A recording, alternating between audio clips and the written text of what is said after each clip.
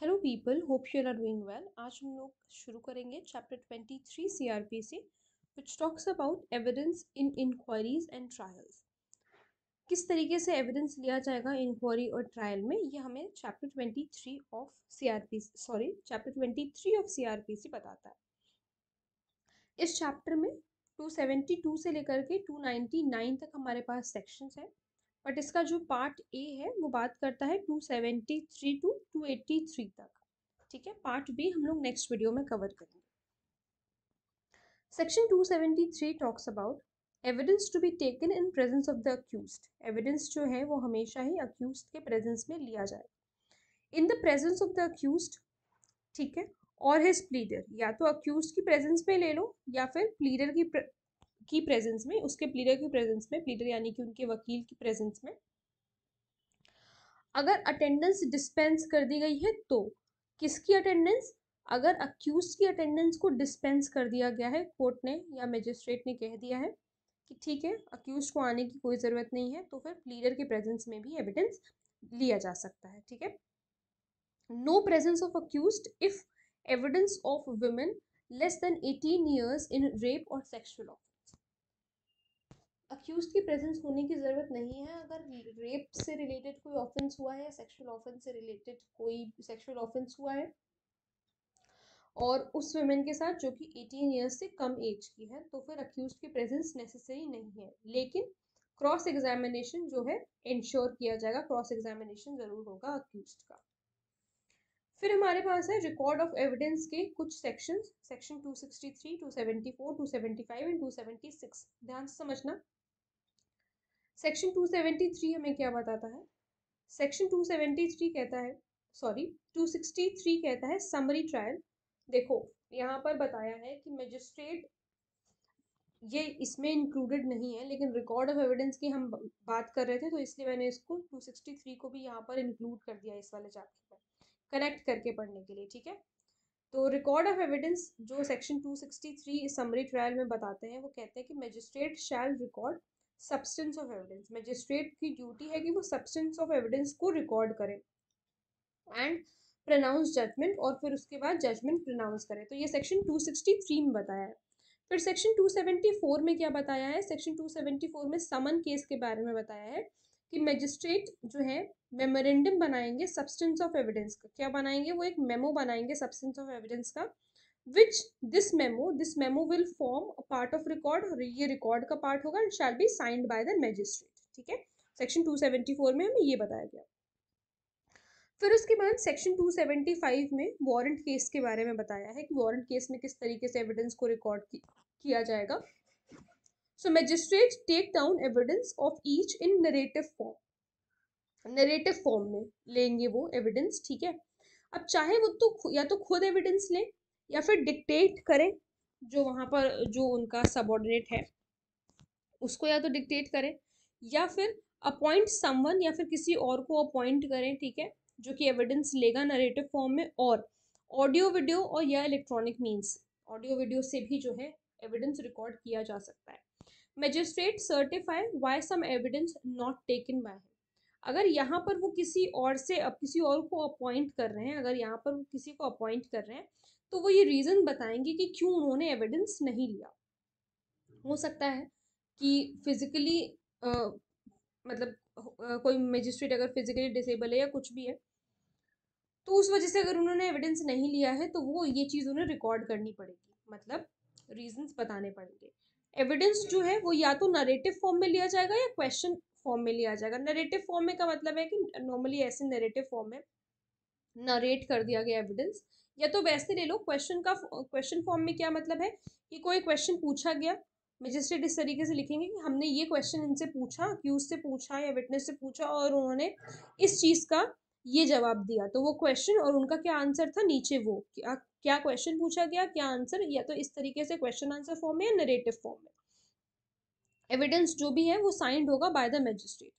Section 276 session court के बारे में बताता है। तो सेशन कोर्ट में भी जो है जो प्रिसाइडिंग जज हैं वो लेंगे, और सेम जो है इसमें वारंट केस की तरह ही जो है एविडेंस रिकॉर्ड किया जाएगा। ठीक है, फिर सेक्शन 283 हमें किस बारे में बताता है? सेक्शन 283 बताता है रिकॉर्ड इन हाई कोर्ट, ठीक है, हाई कोर्ट में किस तरीके से एविडेंस को रिकॉर्ड किया जाएगा, तो वो मैनर हाई कोर्ट खुद प्रिस्क्राइब करेगी to take evidence of witness and examination of accused. तो सेक्शन 283 हम लोग पढ़ लेते हैं, अभी तक हम लोगों ने कोई सेक्शन पढ़ा नहीं है। एवरी हाई कोर्ट में by general rule prescribe the manner in which the evidence of witnesses and the examination of the accused shall be taken down in cases coming before it, and such evidence and examination shall be taken down in accordance with such rule।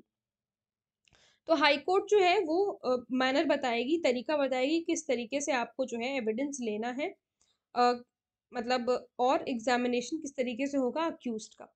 फिर उसके बाद हमारे पास है section 280। Section 280 says remarks respecting demeanour of witness. तो अगर ऐसा कुछ है तो it shall be recorded while under examination। तो सेक्शन 280 को पढ़ते हैं। when a presiding judge or magistrate has recorded the evidence of a witness, जब जो है प्रिसाइडिंग जज या मैजिस्ट्रेट विटनेस का एविडेंस रिकॉर्ड कर रहे हैं, he shall also record such remarks if any। अगर कोई रिमार्क्स है ऐसी थिंग्स मटेरियल, वो इंपॉर्टेंट है, मटेरियल का मतलब है इंपॉर्टेंट है, respecting the demeanour of such witness whilst while under, whilst या while आप कुछ भी कह लो, अंडर एग्जामिनेशन, ठीक है। फिर हम आते हैं सेक्शन 278 पर। तो सेक्शन 278 क्या बताता है? सेक्शन 278 प्रोसीजर बताता है in regard to such evidence when completed. हम कब मानेंगे कि एविडेंस जो है कंप्लीट हो चुका है? When it is read over to witness in presence of accused and pleader, accused और हिज प्लीडर, ठीक है, जब वो विटनेस के सामने उस एविडेंस को पढ़ दिया गया, किसकी प्रेजेंस में? अक्यूज्ड के प्रेजेंस में या उसके प्लीडर की प्रेजेंस में।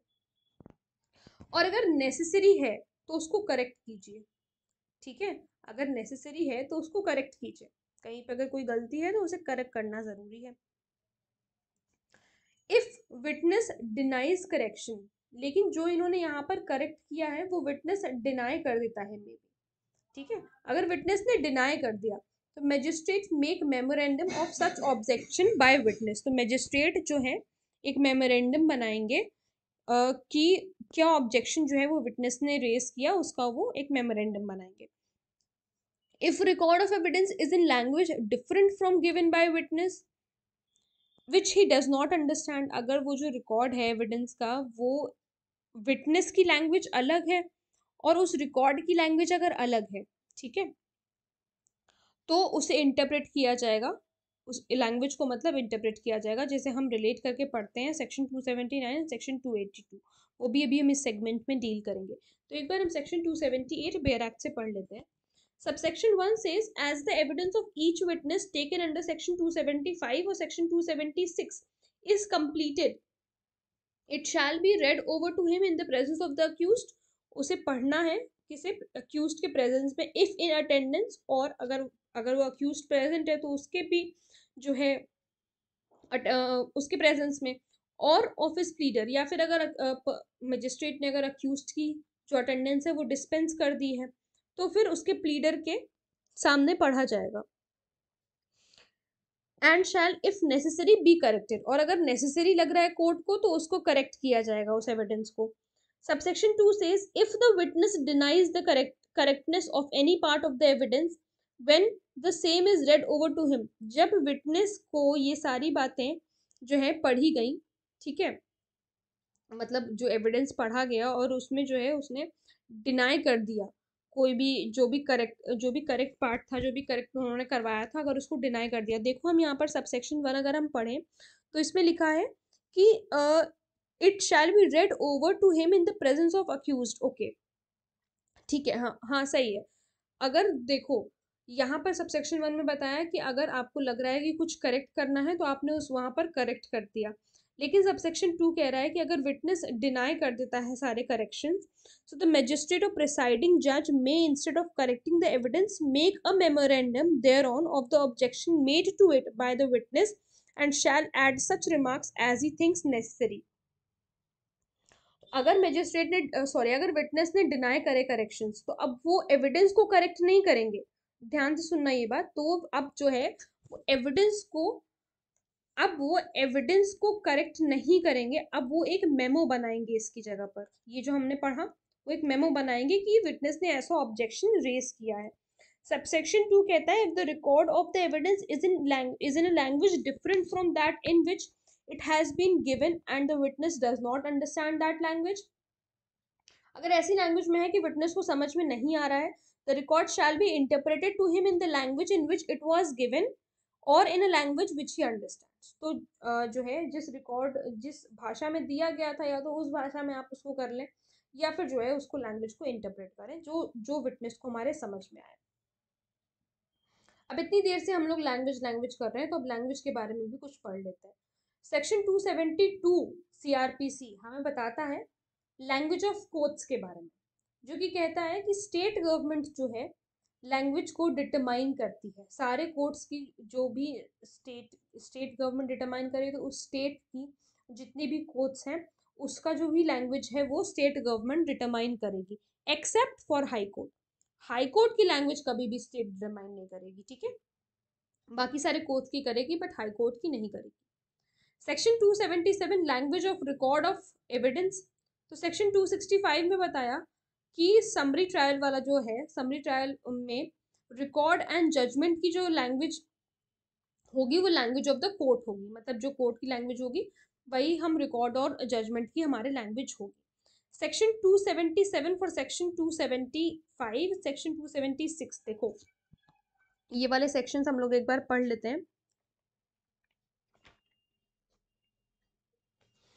देखो सेक्शन 277 क्या कहता है, in every case where evidence is taken down under section 275 और section 276, हर उस केस में जहां पर एविडेंस लिया गया है सेक्शन 275 में या सेक्शन 276 में, clause A, if the witness gives evidence in the language of the court it shall be taken out in that language, taken down in that language। अगर विटनेस ने जो है कोर्ट की लैंग्वेज में दिया है एविडेंस तो वो उसी लैंग्वेज में लिखा जाएगा।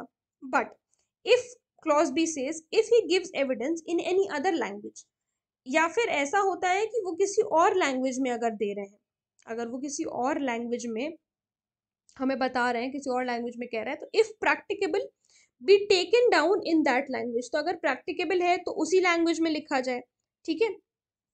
And if it is not practicable to do so, लेकिन अगर ये प्रैक्टिकेबल नहीं है ऐसा करना, a true translation of the evidence in the language of the court shall be prepared, तो उसका एक ट्रू ट्रांसलेशन किया जाए as the examination of witness proceeds, signed by the magistrate और प्रिसाइडिंग जज, और जो है फिर वो साइंड होगा बाय द प्रिसाइडिंग जज या magistrate and shall form part of the record, और जो है वो एक रिकॉर्ड का पार्ट फॉर्म करेगा, ठीक है।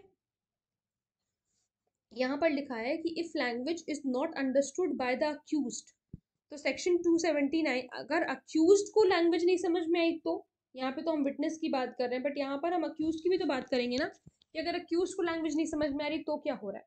तो सेक्शन 279 में बताया गया है कि इंटरप्रेट करिए आप अक्यूज्ड को भी, अक्यूज्ड को या तो उसके प्लीडर को, जो लैंग्वेज उनको समझ में आती है उस लैंग्वेज में आप उसे इंटरप्रेट करें, समझाएं उन्हें। सेक्शन 282 कहता है interpreter to interpret truthfully. Section 282 बहुत इंपॉर्टेंट है क्योंकि ये बताता है कि जो भी इंटरप्रेट कर रहा है उस पर्टिकुलर चीज को, उस लैंग्वेज को, वो ट्रुथफुली करेगा, किसी भी तरीके का कोई फ्रॉड उसमें नहीं कमिट होना चाहिए, चाहे वो कोई एविडेंस इंटरप्रेट कर रहे हो या कोई स्टेटमेंट इंटरप्रेट कर रहे हो। फिर सेक्शन 281 देखते हैं। सेक्शन 281 क्या कहता है, record of examination of accused by metropolitan magistrate और अदर मजिस्ट्रेट और कोर्ट ऑफ सेशन। अब यहाँ पर जो रिकॉर्ड फॉर्म हो रहा है ये एग्जामिनेशन का, अक्यूज के एग्जामिनेशन का, तो ये कौन कर रहा है, या तो मेट्रोपॉलिटन मजिस्ट्रेट करें या कोई दूसरा मजिस्ट्रेट करे उनके अलावा, या फिर जो है हमारा कोर्ट ऑफ सेशन करेगा, ठीक है।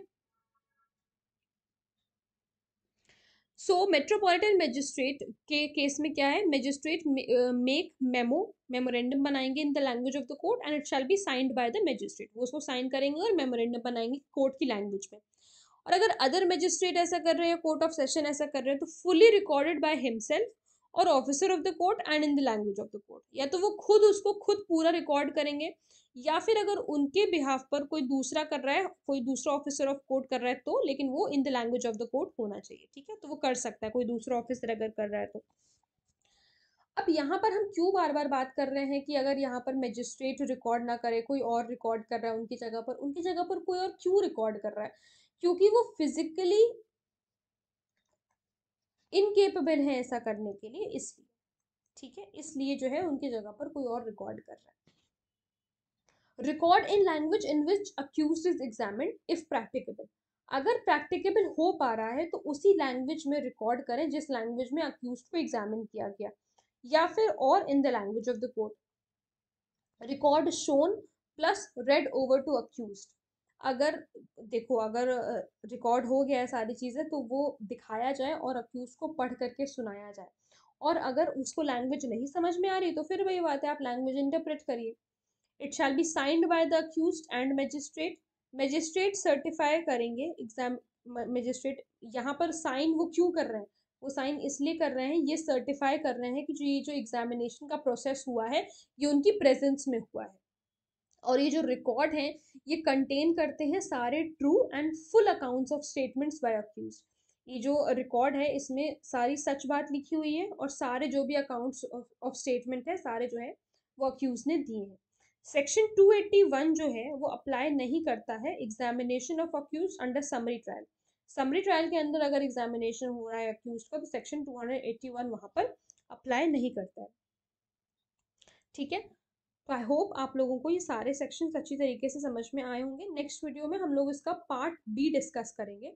अगर कोई प्रॉब्लम है, कोई डाउट है तो please let me know in the comment section. और अगर आप लोग किसी टॉपिक पे वीडियो देखना चाहते हैं तो वो प्लीज़ मुझे ज़रूर बताइएगा। Thank you so much.